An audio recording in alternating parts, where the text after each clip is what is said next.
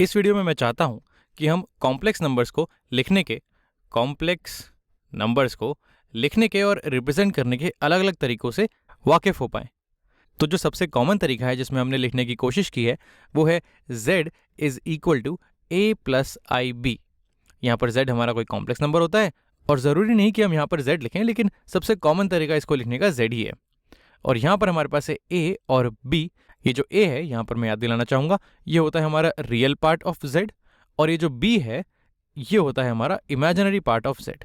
तो अगर कोई हमसे पूछे कि इस कॉम्प्लेक्स नंबर का रियल पार्ट क्या है तो हम बोलते हैं कि वो a है, और इसका इमेजिनरी पार्ट क्या है तो हम वो बोलते हैं कि वो b है। कुछ लोग यहाँ पर थोड़ा सा कंफ्यूज हो जाते हैं, इमेजिनरी पार्ट को i इंटू बी यानी कि आई बी बोलते हैं, लेकिन वैसा बोलना यहाँ पर गलत होगा। तो ये तो एक तरीका हुआ इस कॉम्प्लेक्स नंबर को देखने का। दूसरा तरीका ये है कि अगर हम इसको ग्राफ पे बनाना चाहें, तो जैसे अगर मैं ग्राफ बनाऊं तो ये हो गया मेरा रियल एक्सिस और ये हो गया मेरा इमेजिनरी एक्सिस। इसे हम कॉम्प्लेक्स प्लेन बुलाते हैं या फिर कभी कभी आर्गन प्लेन भी बुलाते हैं। यहाँ पर एक्स और वाई एक्सिस की जगह हम रियल एक्सिस और इमेजिनरी एक्सिस यूज़ करते हैं। तो जैसे अगर मुझे इस कॉम्प्लेक्स नंबर को प्लॉट करना है तो इसका रियल पार्ट मैं यहाँ पर रियल एक्सिस में प्लॉट करूँगा। जैसे यहाँ पर इसका रियल पार्ट है ए, तो मैंने मान लिया ये ए यहाँ पर है, तो ए मैंने यहाँ प्लॉट किया। और इसका इमेजिनरी पार्ट है बी, जिसको मैं मान लेता हूँ कि ये यहाँ पर बी, मैं इसको ये बी मैंने बी प्लॉट करा।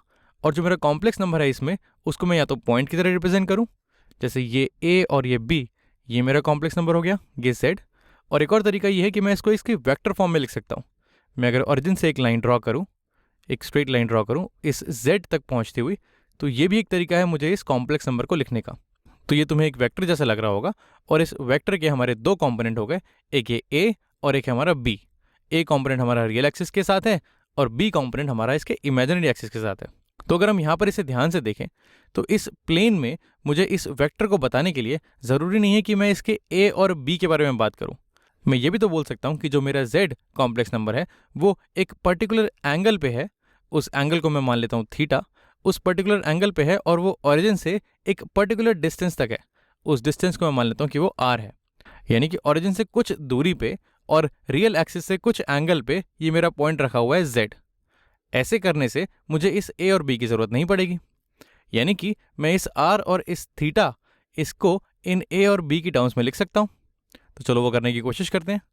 हम क्या करना चाह रहे हैं कि इस कॉम्प्लेक्स नंबर को जो a और b के फॉर्म में लिखा हुआ है हम उसको r और थीटा के फॉर्म में लिखने की कोशिश करने वाले हैं। r यहाँ पर हमारा डिस्टेंस है ओरिजिन से और थीटा हमारा एंगल है रियल एक्सिस से। यहाँ पर ध्यान देने वाली बात यह है कि इसको मेजर करने के लिए मुझे पॉजिटिव रियल एक्सिस से एंटी क्लॉकवाइज जाना होता है। जैसे हम मैथ्स में बाकी सारे एंगल्स मेजर करते हैं, बिल्कुल वैसे ही हम उसको यहाँ पर मेजर करेंगे। तो चलो इसके बारे में सोचने की कोशिश करते हैं, ये r कैसे निकाला जाए। तो यहाँ पर अगर मैं देखूँ तो ये एक राइट एंगल ट्राइंगल में बना सकता हूँ, जिसमें इसकी ये जो हाइट है ये हो जाएगी b यूनिट्स, क्योंकि ये b बराबर हो जाएगा इसके, और जो इसका बेस है ये हो जाएगा मेरा, ये जो इसका बेस है ये हो जाएगा मेरा a यूनिट्स। तो यहाँ पर अगर मैं पाइथागोरियन थ्योरम लगाऊं तो ये a और b इसको यूज़ करके मैं इसकी r की वैल्यू निकाल सकता हूँ। यानी कि मैं लिख सकता हूँ कि r square is equal to a square plus b square. और अगर मैं मैग्नीट्यूड की बात करूँ, यानी कि अगर मैं डिस्टेंस की बात करूँ, तो मैं इसका प्रिंसिपल स्क्वायर रूट ले सकता हूँ। यानी कि r की वैल्यू हो जाएगी स्क्वायर रूट ऑफ या principal square root of a square plus b square. इसको हम इस कॉम्प्लेक्स नंबर का कभी कभी मैग्नीट्यूड भी बुलाते हैं, या फिर हम कभी कभी इसकी एब्सोल्यूट वैल्यू बुलाते हैं। ये हो जाती है इसकी एब्सोल्यूट वैल्यू, हम इन दोनों चीज़ों से इसको बुलाते हैं। तो हमने r निकाल लिया a और b की टर्म्स में। अब बारी आती है थीटा की। तो थीटा को कैसे निकालें? तो वैसे अगर हम इस राइट ट्राइंगल में देखें तो थीटा निकालने के लिए मुझे इसका b और ये a पता है। अब ये b हमारा परपेंडिकुलर है और a हमारा बेस है। तो ऐसा कौन सा ट्रिग्नोमेट्रिक रेशियो है जो परपेंडिकुलर और बेस से डील करता है? हमें पता है कि tan थीटा ये होता है परपेंडिकुलर अपॉन बेस, और हमें परपेंडिकुलर और बेस दोनों दिए हुए हैं, तो उसको हम यहाँ यूज़ कर सकते हैं। इसको मैं यहाँ से हटाता हूँ, तो यहाँ मैं लिख सकता हूँ कि tan थीटा ये हो जाएगा मेरा परपेंडिकुलर, जो कि यहाँ पर मेरा b है, और डिवाइडेड बाय ये जो बेस जो कि मेरा यहाँ पर a है। तो यहाँ मैं लिख सकता हूँ, और यहाँ से मैं थीटा निकाल सकता हूँ। थीटा मेरा हो जाएगा tan इनवर्स, अगर मैं दोनों साइड tan इनवर्स करूँ तो थीटा हो जाएगा मेरा tan inverse b upon a। यानी कि अगर मुझे b और a पता है तो मैं उसका tan इनवर्स लेके इस थीटा को निकाल सकता हूँ।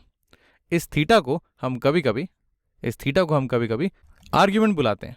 ये हो जाता है आर्ग्यूमेंट ऑफ z, यानी कि इस कॉम्प्लेक्स नंबर की अगर मुझे एब्सोल्यूट वैल्यू और आर्ग्यूमेंट निकालना हो तो वो मैं इस तरह से निकाल सकता हूँ। और यहाँ पर मैं बताना चाहूँगा कि जो हमने जिस फॉर्म से शुरू किया था इसको हम कभी कभी बोलते हैं, इसका नाम हमने दिया हुआ है कार्टीसियन फॉर्म।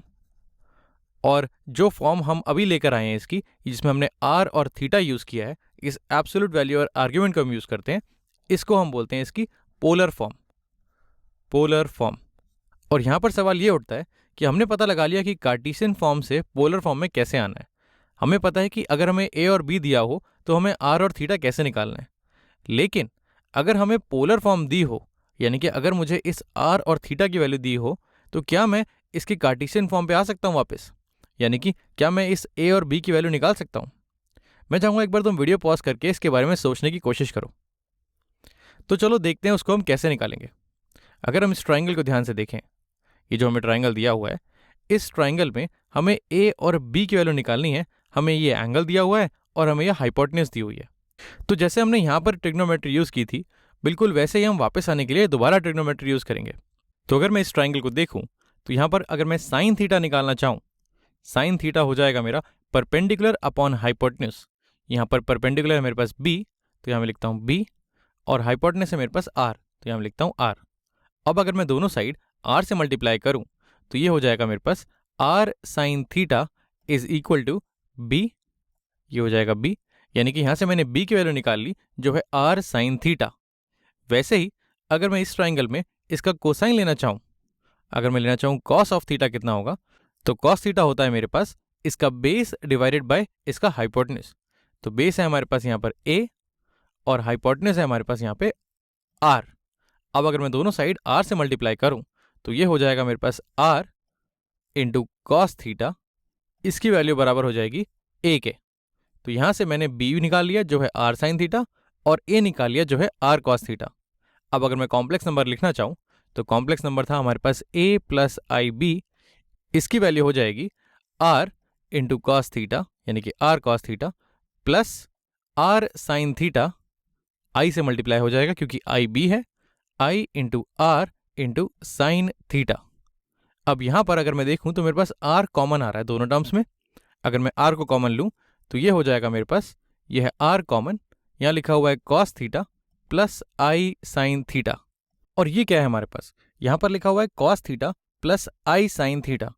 अगर तुमने टेलर सीरीज के बारे में पढ़ा है या फिर तुमने मेरी वीडियो देखी है टेलर सीरीज एक्सपेंशन की, तो तुम्हें पता है कि हमने इसको प्रूफ किया हुआ है। यह है cos theta plus i sine theta, इसकी वैल्यू हो जाती है मेरी e की पावर i थीटा की। इसकी वैल्यू e की पावर i थीटा के बराबर हो जाती है। और इसका जो फॉर्मूला है, और इस फॉर्मूले को हम लोग बोलते हैं ऑयलर्स फॉर्मूला। ये ऑयलर्स फॉर्मूला है और इसको हमने प्रूफ किया हुआ है। तुम चाहो तो तुम उस वीडियो को देख सकते हो जिसमें हमने इसे प्रूफ किया हुआ है। अभी कॉम्प्लेक्स नंबर्स में हम सिर्फ इसका रिजल्ट यूज करेंगे। तो यहाँ पर हमारे पास है r मल्टीप्लाइड बाय e की पावर आयोटा थीटा। तो इसको मैं लिख सकता हूँ, ये चीज़ हो गई है, जो z है मेरा a प्लस आई बी, ये बराबर हो गया है r e की पावर आई थीटा के। तो ये जिस फॉर्म में हमने लिखा हुआ है z equals to r e की पावर आई थीटा, इसको हम बोलते हैं ये हमारी पोलर फॉर्म। तो यहाँ पर हमने इसकी कार्टेशियन फॉर्म से शुरू किया था, हमने इसके a और b से शुरू किया था, और हम घूम के आ चुके हैं इसकी पोलर फॉर्म पे, जिसमें हम r और थीटा के फॉर्म में इस कॉम्प्लेक्स नंबर को लिख रहे हैं। तो फॉर्मूले तो हमने बना लिए, अब इनको यूज़ करते हैं किसी एग्जाम्पल में। अगर मैं इसे हटाऊँ यहाँ से, तो अगर मैं कॉम्प्लेक्स नंबर लिखूँ अपनी उसकी कार्टेशियन फॉर्म में, अगर मैं लिखता हूँ z की वैल्यू है square root of 3/2 plus 1/2 into i, तो ये हो गया इसका real part square root of 3/2 और ये हो गया इसका इमेजिनरी पार्ट 1/2। और मैं चाहता हूँ एक बार तुम वीडियो पॉज करके इसको इसकी पोलर फॉर्म में लिखने की कोशिश करो। तो अगर मैं इस कॉम्प्लेक्स नंबर को पोलर फॉर्म में लिखना चाहता हूँ तो मुझे इसका मैग्नीट्यूड निकालना पड़ेगा जो है r, और मुझे इसका आर्ग्यूमेंट निकालना पड़ेगा जो है थीटा। तो r जैसे हम जानते हैं ये हो जाता है मॉड ऑफ z, यानी कि मैग्नीट्यूड ऑफ z, ये है square root of real part का स्क्वायर प्लस इमेजिनरी पार्ट का स्क्वायर। तो अगर मैं रियल पार्ट का स्क्वायर करूँ तो यह है स्क्वायर रूट ऑफ 3/2, इसका स्क्वायर हो जाएगा मेरा 3/4 प्लस इसका इमेजिनरी पार्ट है 1/2, इसका स्क्वायर हो जाएगा 1/4। तो इसको अगर मैं देखूं तो ये लिखा हुआ है 3/4 प्लस 1/4, यानी कि ये पूरा 1 हो जाएगा, और 1 का स्क्वायर रूट या फिर 1 का प्रिंसिपल स्क्वायर रूट ये 1 के बराबर है। तो यानी कि इसका मैग्नीट्यूड मैंने निकाल लिया, तो r की वैल्यू मेरी आ गई। अब देखते हैं इसका आर्ग्यूमेंट कैसे निकालेंगे। उसके लिए मैं इस कॉम्प्लेक्स नंबर को इस कॉम्प्लेक्स प्लेन पे बनाने की कोशिश करता हूँ। तो ये हो गया मेरा रियल एक्सिस और ये हो गया मेरा इमेजिनरी एक्सिस।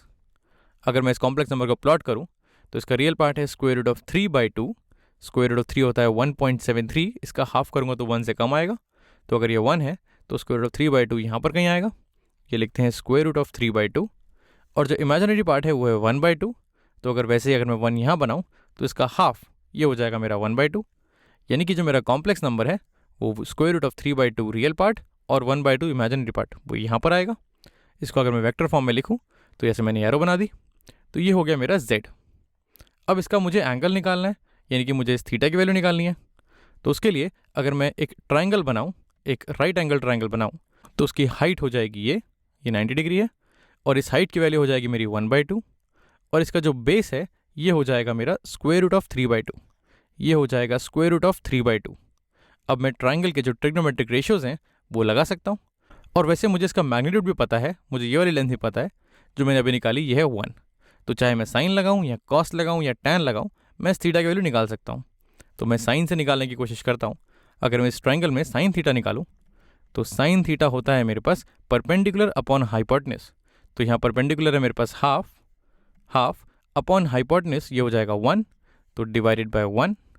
तो यानी कि मैं बोल सकता हूँ कि जो मेरा साइन थीटा है ये हो गया हाफ।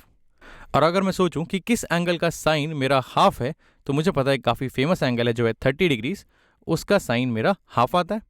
तुम चाहो तो तुम इसको किसी और फॉर्म से भी निकाल सकते थे। अगर मैं यहाँ पर टैन लगाऊं, अगर मैं यहीं पर इस ट्राइंगल में टैन थीटा लगाऊं तो वो होता है परपेंडिकुलर अपॉन बेस। तो परपेंडिकुलर है मेरे पास यहाँ पर हाफ और बेस है यहाँ पर मेरे पास स्क्वायर रूट ऑफ 3/2। तो स्क्वायर रूट ऑफ 3/2, अगर मैं इसको सिंप्लीफाई करूँ तो ये लिखा हुआ है 1/√3। इस 2 से ये 2 कैंसिल हो जाएगा, तो यानी कि ये लिखा हुआ है मेरे पास 1/√3। और यहाँ पर मैं देख सकता हूँ कि मेरा tan 30 डिग्रीज 1/√3 होता है।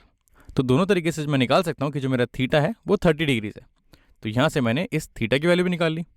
अब बस इन दोनों को जोड़ के मुझे इसका पोलर फॉर्म लिखना है और पोलर फॉर्म में हम यूजुअली जो एंगल है उसको रेडियंस में लिखते हैं। तो अगर इस 30 डिग्री को मुझे रेडियन में कन्वर्ट करना हो, क्योंकि अब ये डिग्री है, क्योंकि मेरा 180 डिग्रीज मेरा पाई रेडियन होता है, तो 30 डिग्रीज 1/6 करना है इसका, तो वो पाई/6 रेडियन हो जाता है। तो अब मैं इसकी पोलर फॉर्म लिख सकता हूँ। ये जो मेरा z है, ये z हो जाएगा मेरा r e⁻i⁴ तो r है मेरे पास 1, इसको मैं 1 लिखता हूँ, मल्टीप्लाइड बाय e⁻i⁴ यानी कि i⁻i⁴ थीटा है मेरे पास 30 डिग्रीज और इसका रेडियन फॉर्म हो गया पाई/6। तो मैं लिखता हूँ z = 1 × e⁻π/6 या फिर सिंप्लीफाई करके z = e⁻i⁴/6। तो ये हो गई इसकी पोलर फॉर्म और ये है इसकी कार्टेशियन फॉर्म।